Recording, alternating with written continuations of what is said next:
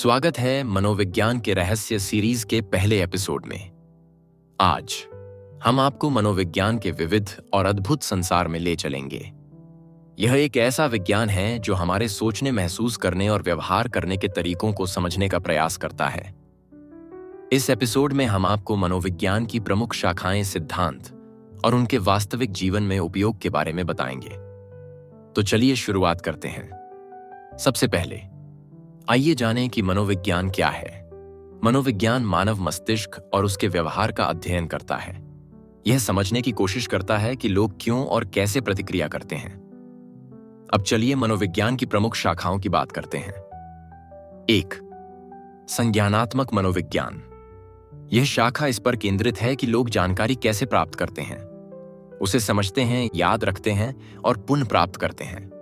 उदाहरण के लिए, जब आप किसी परीक्षा की तैयारी करते हैं तो आपका ध्यान और स्मृति संज्ञानात्मक प्रक्रियाएं होती हैं। 2. भावनात्मक और सामाजिक मनोविज्ञान। यह हमारी भावनाओं और सामाजिक संबंधों को समझने में मदद करता है। जैसे किसी भी समूह में शामिल होकर आप कैसे महसूस करते हैं और दूसरे लोग आपको कैसे प्रभावित करते हैं। 3. मनोचिकित्सा और मानसिक स्वास्थ्य।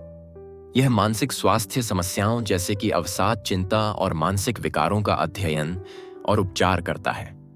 उदाहरण के लिए, किसी को थेरेपी द्वारा चिंता से राहत देना। 4. विकासात्मक मनोविज्ञान। यह व्यक्ति के जीवन के विभिन्न चरणों जैसे बचपन, किशोरावस्था और बुढ़ापे के दौरान हुए बदलावों का अध्ययन करता है। 5. व्यावसायिक और संगठनात्मक मनोविज्ञान। यह कार्यस्थलों पर लोगों के व्यवहार को समझने और सुधारने में मदद करता है। आइए अब मनोविज्ञान के सिद्धांतों की चर्चा करें। 8. संज्ञानात्मक सिद्धांत। यह बताता है कि हमारी सोचने की प्रक्रियाएं जैसे कि विचार और समझ हमारे व्यवहार को प्रभावित करती हैं। 2. व्यवहारवाद। यह मानता है कि हमारा व्यवहार मुख्यतः पर्यावरणीय कारकों द्वारा प्रभावित होता है। 3. मानववादी मनोविज्ञान। यह कहता है कि हर व्यक्ति का उद्देश्य आत्म साक्षात्कार और व्यक्तिगत विकास है। 4. मनोविश्लेषण। यह सिद्धांत हमारे अवचेतन मन और बचपन के अनुभवों को हमारी मानसिकता और व्यवहार का आधार मानता है। मनोविज्ञान के अध्ययन के कई तरीके हैं, जैसे प्रयोगात्मक अध्ययन, साक्षात्कार और अवलोकन। इनका उपयोग हमारे व्यवहार और सोच को गहराई से समझने के लिए किया जाता है।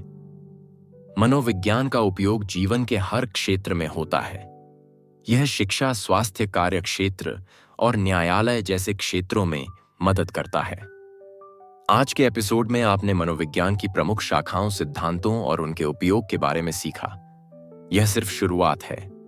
आगामी एपिसोड्स में हम इन विषयों को और गहराई से समझेंगे। यह एपिसोड अभिषेक वेरम और उनकी टीम द्वारा प्रस्तुत किया गया। शुक्रिया और अगले एपिसोड में मिलते हैं।